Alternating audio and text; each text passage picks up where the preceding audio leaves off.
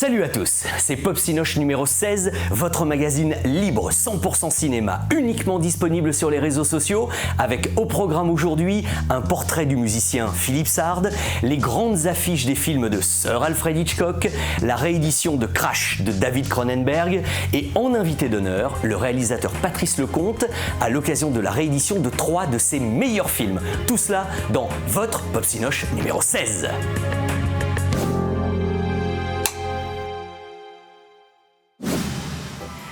Bien que le cinéma soit très malmené en ce moment au milieu des confinements, des couvre-feux, et encore signé avec le cinéma on s'en sortirait bien, mais bon, disons que dans ce contexte si particulier, le but c'est que Popsinoche soit là pour continuer, quoi qu'il arrive, encore et encore à partager avec vous notre amour du cinéma. Et aujourd'hui, avouons que nous avons beaucoup de chance, puisque c'est le réalisateur Patrice Lecomte qui nous fait l'amitié de nous recevoir chez lui pour évoquer 3 de ses grands films qui étaient devenus invisibles depuis plusieurs années et qui, grâce à Pathé, viennent de ressortir dans de beaux coffrets où on peut trouver le film et plein de bonus en version DVD et en version Blu-ray.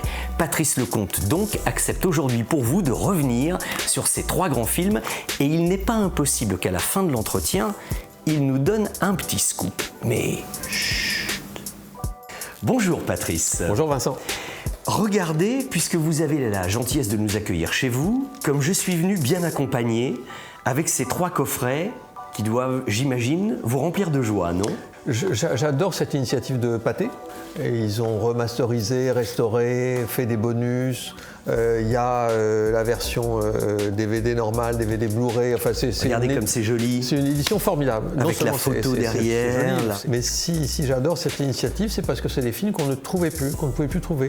Mais le fait de savoir que ces films sont réédités et si joliment réédités, ça me fait penser que voilà, si dans 40 ans, les gens veulent voir ces films-là, ils pourront. Si vous voulez, on pourrait peut-être repartir chronologiquement, se reporter en 1987 pour ce film-là, Tandem.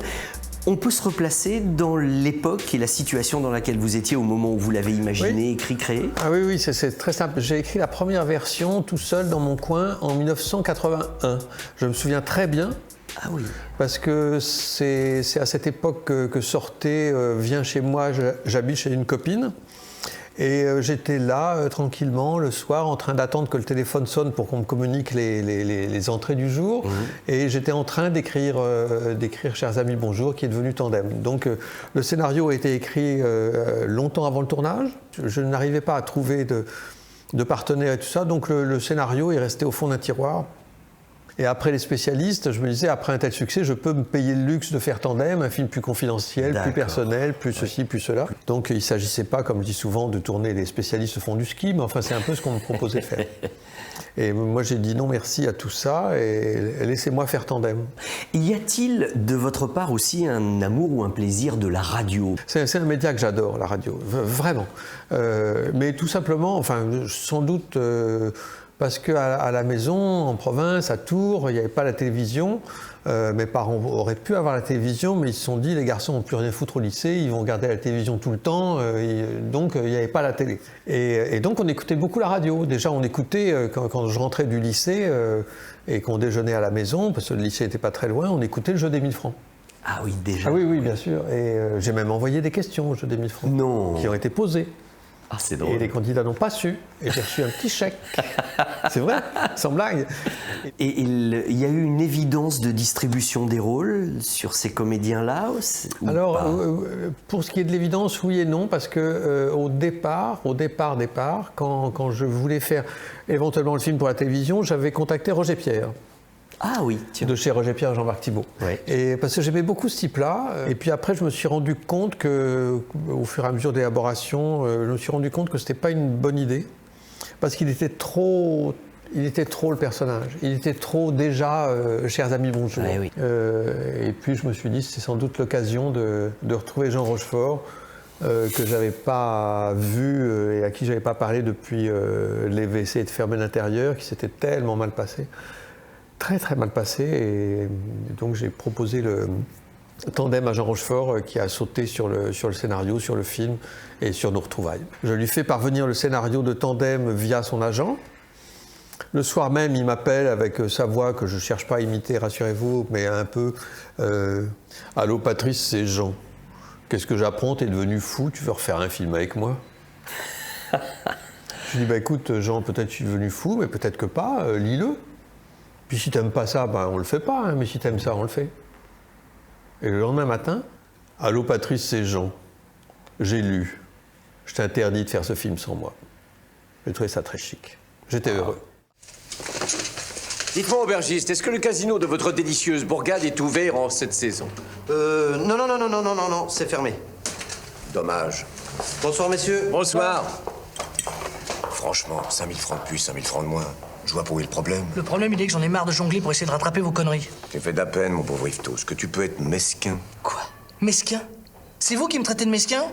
Alors qu'à cause de vos dettes, on est obligé de descendre dans des hôtels sordides et de partager la même chambre pour économiser sur le défraiement? J'ai même plus de vie privée, moi. Pour ta vie privée, pour ce que t'en fais. Oui, peut-être, moi. Mais allez-y mollo, Michel. Allez-y mollo. Le choix de Gérard Jugnot, ça a été un choix assez immédiat. J'avais envie de le retrouver, lui, comme j'ai eu envie de retrouver certains membres du Splendide hors bronzé. Oh, oui. Et Jugnot, je trouvais que c'était parfait. C'était parfait, il avait adoré le scénario, il m'avait dit écoute, si tu arrives à faire monter le film, je suis là, compte sur moi. Et je l'avais averti, je lui avais dit je ne détesterais pas changer un peu ton aspect physique, ce côté un peu français râleur, qui n'était pas son emploi, mais qui était un peu son fonds de commerce quand même à l'époque. Je lui avais dit ce serait bien de te rajouter des cheveux. Alors on avait été chez un perruquier pour faire des essais de perruque. Puis je lui ai dit, ce qui serait pas mal aussi, c'est que tu te rases la moustache. Alors il se regardait dans la glace avec ses cheveux comme ça, puis je mettais la main comme ça pour supprimer sa moustache, pour voir quelle tête il avait. Et d'ailleurs, il m'avait raconté un truc assez marrant. Sa mère avait vu le film, avait trouvé leur fils très bien, et, et sa mère lui avait dit... mais t'as coupé ta moustache, toi. Et elle avait juste... Elle n'avait pas remarqué que son fils avait des cheveux à nouveau. Donc il avait réussi à faire oublier, à être tellement vrai, quoi. Et d'ailleurs, à aucun moment dans le film, on se dit il a une perruque. Pourquoi tu fais tout ça? Pour éviter de m'annoncer que l'émission est supprimée? Qu'est-ce que tu vas faire demain et après-demain? Encore une fausse émission avec de faux candidats? Et un faux public de petits vieux que t'auras piqué à l'hospice du coin? Michel, il faut que je vous explique. Non, l'aise. Je sais tout. Et toi, il y a longtemps que t'es au courant?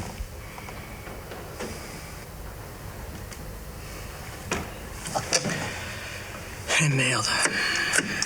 Il m'arrive pas très souvent de revoir mes films, parce que, à quoi bon.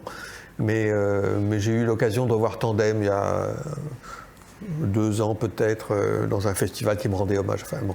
Et donc je présente Tandem, et puis ma femme qui m'accompagnait me dit que je n'ai pas vu le film depuis très longtemps, je vais rester pour le regarder. Je dis je reste avec toi.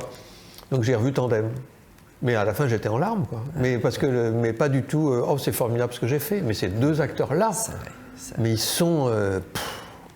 je les ai appelés aussitôt en leur disant à quel point je les avais aimés, quoi.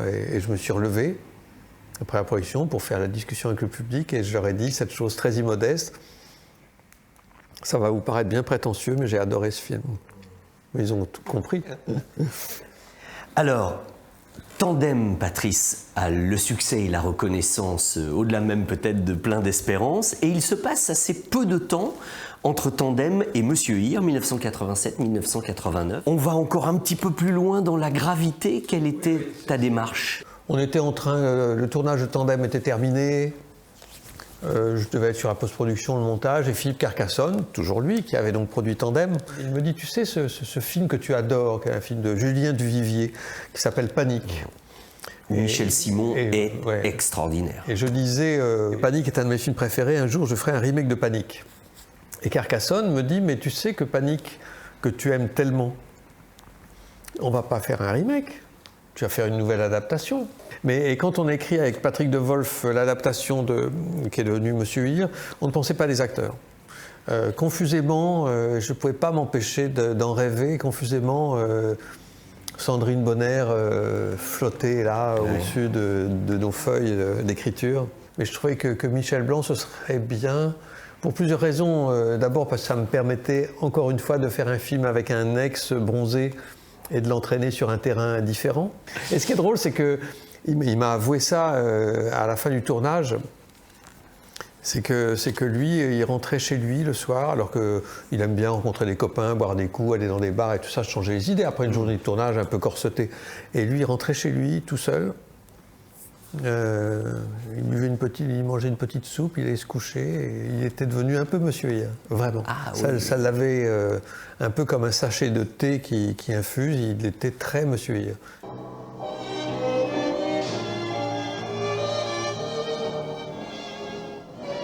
Vous sentez bon? Excusez-moi, je suis un peu en retard. Vous n'avez pas trop attendu, j'espère. Non. C'est bien que vous soyez venu. Je suis heureuse. M'en voulez pas, alors? Hier, quand je suis montée à votre chambre, au dernier moment, j'ai failli redescendre sans glisser le mot sur le paillasson. Et puis, Monsieur Hir a été en sélection officielle à Cannes, et j'ai trouvé ça extrêmement chic, quoi, parce que le film a été très apprécié. Mais il y a eu un truc assez marrant à Cannes, c'est que le film est passé vers la fin du festival. Et quand je suis arrivé à Cannes, pour rencontrer, et les journalistes qui avaient vu le matin le film à la projection de presse venaient vers moi en me disant « Merci, on a vu Monsieur Hir, merci, Monsieur le Comte, merci, merci ». Mais vous êtes très gentil de me dire merci, parce que le film est court, merci. Sans blague. Je dis, mais attendez, ça vous a plu aussi? Oui, ça m'a plu, mais c'est court, merci. Alors, ils avaient dû se taper un Angelopoulos de 3h12, ils avaient dû se taper je sais pas quoi, et là, ils avaient Monsieur Hir, 1h20. Bon, en plus, ils sont quand même très nombreux à l'avoir aimé, Patrice, il faut bien le reconnaître. Le film a été très apprécié et surtout, ça a changé ma vie, quoi, par rapport à... J'étais un cinéaste assez hexagonal et grâce à Cannes, qui braque 12 projecteurs formidables sur nos œuvres, le film a été exploité et vendu un peu partout dans le monde. Et puis, à partir de Monsieur Hir, mon travail a été connu ailleurs qu'en France. Patrice, il se passe encore quelques années entre Monsieur Hir 1989, Tango 1993, pas grand-chose, mais je dois dire que notre conversation se termine en parlant de Tango me réjouit assez, parce que est-ce que le terme réjouissant ne peut pas être un qualificatif possible pour parler de Tango? Ah oui, alors ça, je suis absolument d'accord, je revendique, enfin je fais mien ce terme réjouissant. Et pour plein de raisons. Alors, entre Monsieur Hir, entre Hir et Tango, il y a eu ce film, il y a eu Le mari de la coiffeuse, et puis donc arrive Tango. Et quand j'ai écrit Tango, je sais très bien que j'ai écrit le film sous influence involontaire de Bertrand Blier. Oui, il y a un petit côté calmos. Il y a un petit côté calmos, mais il y a un petit côté grande liberté d'inspiration et d'écriture. Et moi, j'avais envie de faire un film qui ait cette liberté. Alors, ce qu'il y a de bliéresque aussi, c'est ce côté qui semble misogyne dans ce film. Le film Tango a été reçu comme étant un film misogyne. Je ne crois pas que je pourrais faire ce film-là aujourd'hui. Alors que mes intentions étaient pacifiques, donc c'était un film pour se moquer des hommes qui a été pris comme un film pour se moquer des femmes. Avec Marie, j'ai connu des moments magnifiques. Et je sais pas comment je fais. Mon compte, ce sont pas de ceux-là dont je me souviens. Une semaine de bonheur peut être engloutie par une minute merdeuse. Un geste d'agacement, un 3 fois rien qui dégénère, un tirage de gueule pour une broutille. Elles sont là, souriantes, à guetter la faute. Comme un arbitre toujours prêt à sortir le carton jaune. Ah, ce que les femmes ont pu en faire chier des hommes comme nous. Tu crois pas? Non, je crois pas. Moi, je trouve les femmes formidables. Toutes. T'as raison, formidable. À condition de pas vivre avec. Mais ce dont j'avais envie aussi, au-delà de ce thème, se moquer des hommes amoureux qui sont tellement maladroits, j'avais envie, après Monsieur Hir et Le mari de la coiffeuse, un salon de coiffure, j'avais envie d'un film aéré, j'avais envie qu'il y ait des courants d'air. J'avais jamais filmé des avions. Et les cascades en avion, les loopings, les trucs, d'imaginer que ce qu'on a fait, quoi, ça m'a éclaté. Vraiment, je me suis régalé. Et à tourner, c'était marrant, très marrant. Oh non, de Dieu!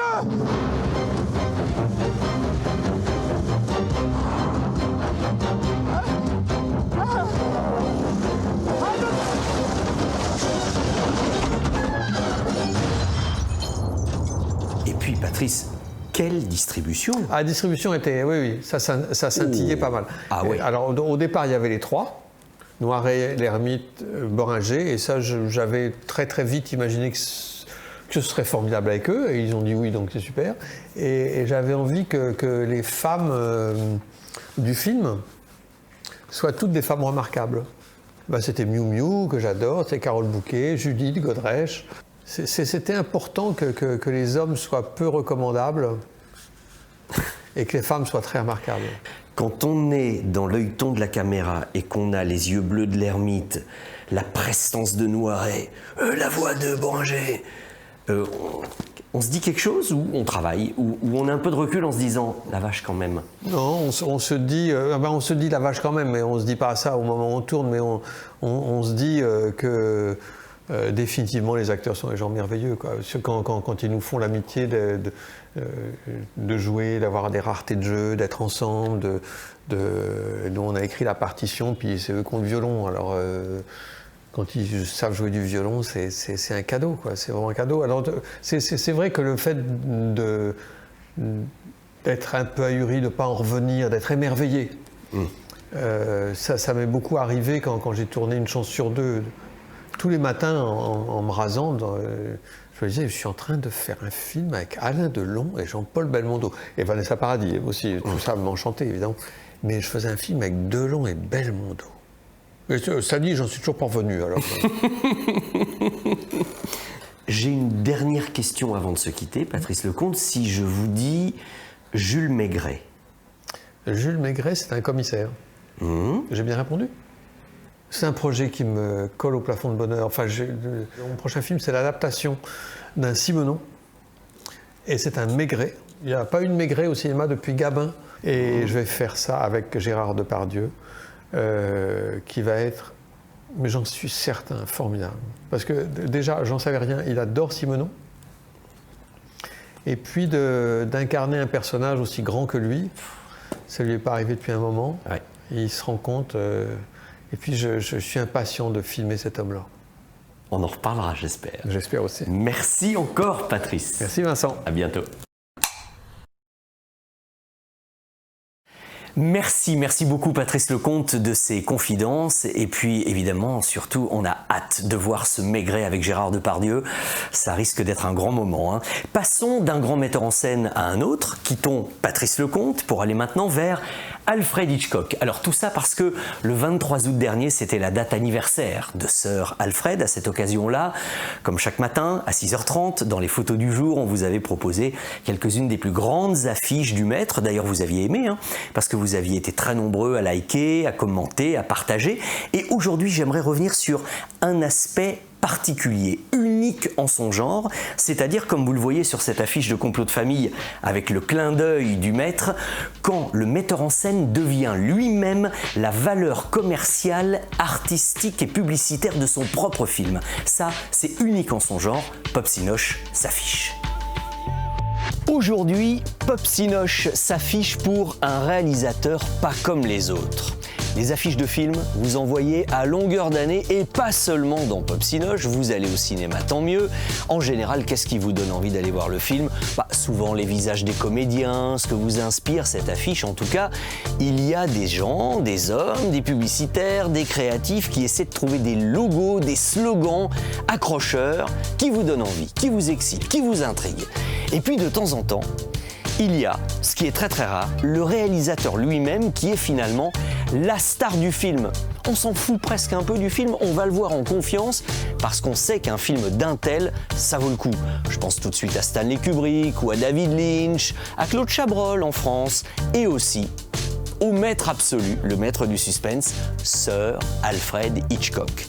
À partir d'une certaine période, il n'était plus concevable d'imaginer une affiche d'un film d'Hitchcock sans voir son visage ou sa célèbre silhouette avec son gros ventre et un slogan d'Hitchcock lui-même. Regardez Psychose par exemple, l'affichiste est très malin. Alfred Hitchcock vous demande de ne pas arriver en retard à la séance, comme il demandait d'ailleurs de ne pas dévoiler la fin du film. On fait parler le metteur en scène et on montre son visage. C'est lui qui est l'argument publicitaire de vente entre guillemets de son propre film. Et alors dans le film Les Oiseaux, regardez l'affiche, là ça va encore plus loin, c'est Hitchcock lui-même qui parle. Je crois que c'est le film le plus impressionnant que j'ai jamais réalisé, signé Alfred Hitchcock. C'est-à-dire que c'est lui qui est en train de vous dire, les amis, vous allez voir ce que vous allez voir, je n'avais jamais fait quelque chose d'aussi impressionnant, signé Alfred. Donc là, c'est un investissement évidemment au premier chef, il monte en première ligne pour vous donner envie d'aller voir le film, mais il pourrait vous faire aller voir n'importe quoi, il se trouve que c'est Les Oiseaux, on le croit sur parole, c'est Sir Alfred. Ça, c'est un cas absolument unique dans l'histoire du cinéma, parce que même Kubrick ne le faisait pas, on n'a jamais vu son visage sur les affiches de ses films.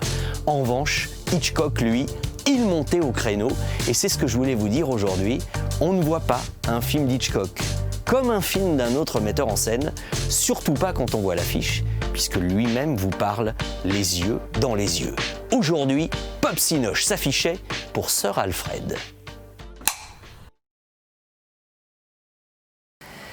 Si vous êtes des fans de musique de film, il ne vous a pas échappé que depuis quelque temps, on parle beaucoup du compositeur Philippe Sard, et ce pour 3 raisons principales. La première, c'est que nos amis du label Music Box font un travail absolument formidable sur le catalogue de Philippe, soit en éditant des partitions inédites, comme ce disque avec les BO du fils préféré de Nicole Garcia, ou la très jolie musique de Mademoiselle avec Sandrine Bonner, ou en rééditant des disques qu'on ne pouvait plus trouver depuis longtemps, comme c'est le cas de 1000 milliards de dollars, le film de Verneuil avec ses 2 pianos qui se répondent, c'est divin cette musique. Il y a le Crabe-Tambour de Schoendorfer, un très bel album avec Sard et Delon, 2 hommes dans la ville, avec Gabin, le film de Giovanni, et 2 films de Granier de Fer, Le Toubib et La Veuve Coudert. Et puis alors le petit dernier, c'est le volume 182, déjà très belle édition. Il y a J'ai épousé une ombre, le film de Robin Davis, et la musique du Taxi Mauve de Yves Boisset, que personnellement je considère comme une des plus grandes réussites de Philippe Sard. Cette musique d'inspiration irlandaise baigne le film dans une ambiance complètement magique et magnifie la beauté de Charlotte Rampling et la présence de Philippe Noiret, de Fred Astaire, d'Agostina Belli, de Peter Ustinov, etc. La deuxième raison, c'est que Philippe Sard devrait bientôt être l'invité d'honneur du festival Cinéma et musique de film de La Baule, avec en point d'orgue un grand concert dans lequel on jouera évidemment les œuvres principales de Philippe Sard, tout cela avec 2 grands solistes, et ce, à l'occasion du 50e anniversaire de sa carrière, car je vous le rappelle, c'est en 1970 que sortait le premier film dans lequel il y avait une musique de Sard, Les choses de la vie de Claude Sautet. Et enfin, 3e point, juste avant les vacances, l'UCMF, l'Union des compositeurs de musique de film, a remis à Philippe Sard le prix Tandem, qui récompense la collaboration étroite entre un compositeur et un réalisateur. Et alors, il faut reconnaître que dans ce domaine, très peu de musiciens ont entretenu des relations aussi fusionnelles avec ces réalisateurs que Philippe Sard, comme en témoignent les images que vous allez voir, des témoignages inédits entre un homme de musique et des hommes d'image. Philippe Sard, inédit, exclusif dans Pop Sinoche.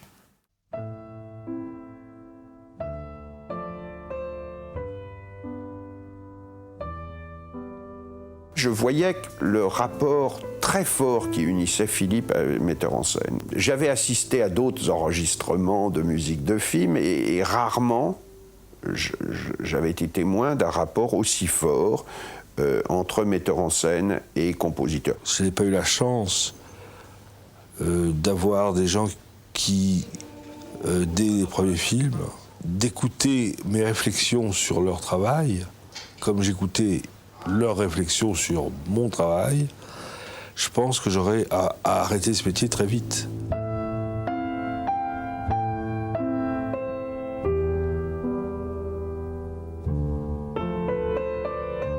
J'ai écouté et vu les choses de la vie et je suis tombé fou de cette musique.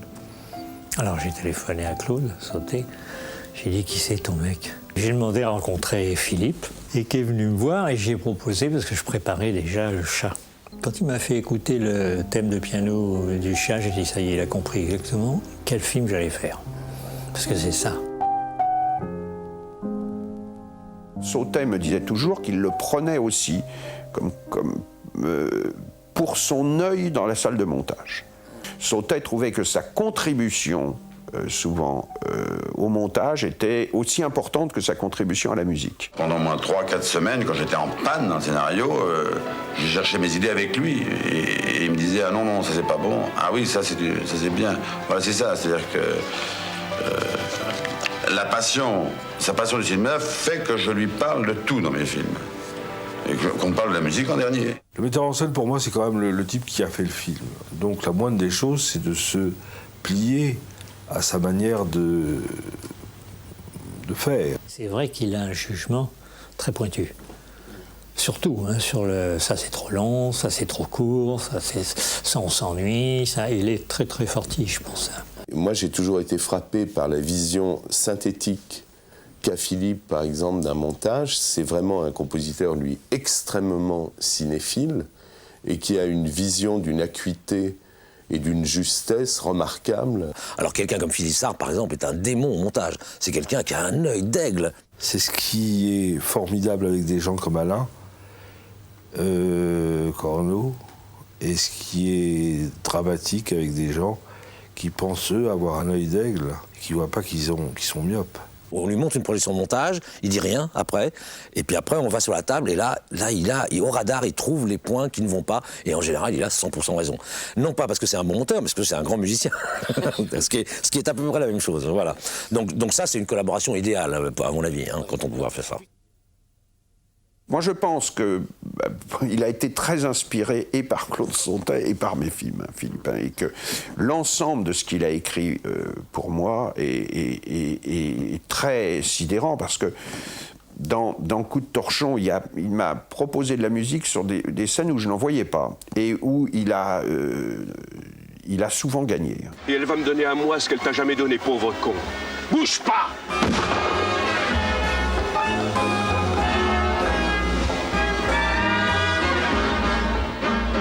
La grande chance que j'ai, c'est que j'existe grâce aux metteurs en scène qui m'ont défendu.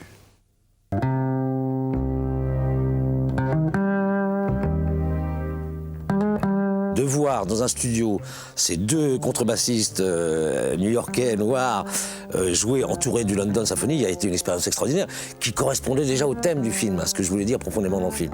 On entend, en fermant les yeux, les deux contrebasses de Corneau, on sait que c'est le choix des armes. Ce que j'aime bien, c'est tenter, c'est pas toujours le cas possible, évidemment, c'est essayer de faire une musique qui n'existe pas, c'est-à-dire mélanger. Regardez, sur ma cheminée, vous voyez, j'ai plein de petits instruments. Et j'aime bien, quand je n'ai pas d'idée, aller les voir et dire lui avec lui, lui avec lui, lui avec lui. Parce que, tout d'un coup, je fais quelque chose qui n'existe pas. Donc, j'intemporalise la musique du film. Ça peut fonctionner, ça. Je sais pas qui il est exactement, j'en sais rien, tant mieux, je crois qu'on le saura jamais. Je suis même pas sûr qu'il lui le sache, hein, je suis pas sûr. Il est intégralement fou. Donc, ce qui lui donne une personnalité indiscutablement particulière. C'est difficile à dire, parce que c'est quelqu'un qui se cache derrière plein de masques. Je pense qu'il s'amuse avec moi. Il pense que je suis fou. Et c'est pas péjoratif, c'est-à-dire que je suis pas fou du tout. Simplement, je ne les angoisse pas. Parce qu'un metteur en scène, ils sont tous très angoissés. Et j'en rajoute pas des masses.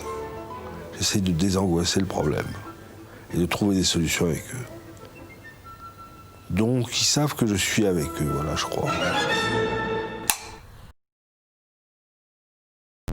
Impossible de passer à côté des coffrets collector de Carlotta, dont c'est vrai, je vous parle très régulièrement ici, et a fortiori quand il s'agit, comme aujourd'hui, du film Crash de David Cronenberg. Ce film qui a tour à tour fasciné, scandalisé, agacé, mais qui en tout cas n'a jamais laissé personne indifférent. Il est vrai que c'est une des œuvres majeures de David Cronenberg, que nous allons enfin pouvoir revoir dans les meilleures conditions grâce à ce coffret où les personnages sont toujours là, ces personnages incroyables dont la libido vidéo se trouve totalement exacerbé dans le contexte des accidents de voiture et de la tôle froissée.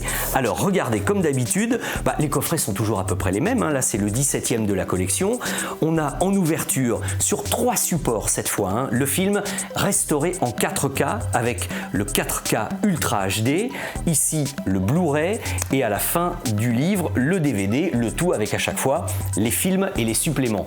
Quant au livre, quel que soit le film, c'est complet, illustré, très analytique, ça remet parfaitement l'œuvre en situation, réalisme des sens, Crash de David Cronenberg, les photos, les textes, les bons auteurs, il y a absolument tout ce qu'il faut. Mais évidemment, la force de ces coffrets, c'est la qualité et surtout la profondeur des bonus. De ce côté-là, on n'est pas déçu. Il y a des courts-métrages de David Cronenberg que je n'avais jamais vus. C'est absolument passionnant. Une tonne d'entretiens, notamment un dialogue entre Cronenberg et Viggo Mortensen, tout à fait passionnant. Howard Shore qui nous explique comment il a imaginé la musique du film, avec les célèbres harpes et les 6 guitares électriques, avec cette musique tellement incroyable qui donne une atmosphère folle au film.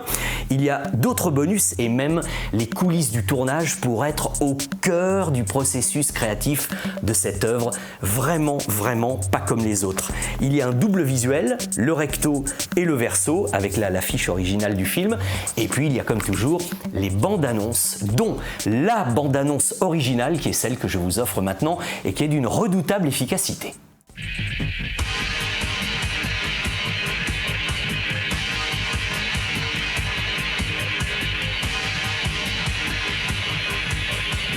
Crash victim? Yes.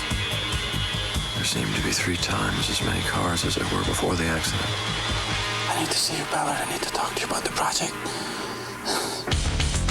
Beyond pleasure. Beyond pain. Beyond obsession. It's something we are all intimately involved in. Lies the rapture and the rage of Crash.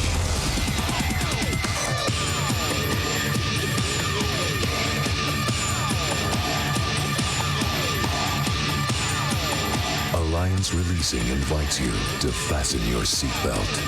You coming?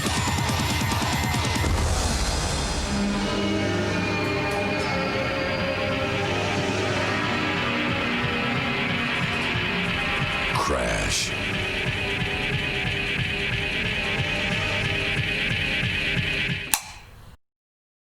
En effet, bande-annonce exceptionnelle pour un film choc, jouissif, culte, sensuel, fascinant, en gros, tout ce qu'on aime. Et alors, tenez, une petite information supplémentaire si vous êtes des fans de musique de film, et particulièrement de la relation étroite qui existe depuis longtemps entre le musicien Howard Shore et David Cronenberg, le réalisateur. Pour le compte de l'UCMF, l'Union des compositeurs de musique de film, en novembre de l'année dernière, j'avais eu le bonheur, le privilège d'animer en tête-à-tête une masterclass avec David et Howard. Regardez dans la description de l'émission, vous trouverez le lien qui vous permettra d'assister à ce moment très privilégié avec Howard et David au sujet de Crash et de tous les autres films. Voilà, c'est fini pour aujourd'hui. Merci à tous de nous avoir suivis. Évidemment, si vous voulez nous faire plaisir, à Adriane et moi, comme d'habitude, vous likez, vous commentez, vous partagez, mais peut-être encore plus que d'habitude, ça nous fera encore plus plaisir. De notre côté, nous réfléchissons déjà au programme de l'émission suivante. Évidemment, en cette période si particulière, prenez soin de vous, de vos proches. Profitez-en pour mater encore plus de films.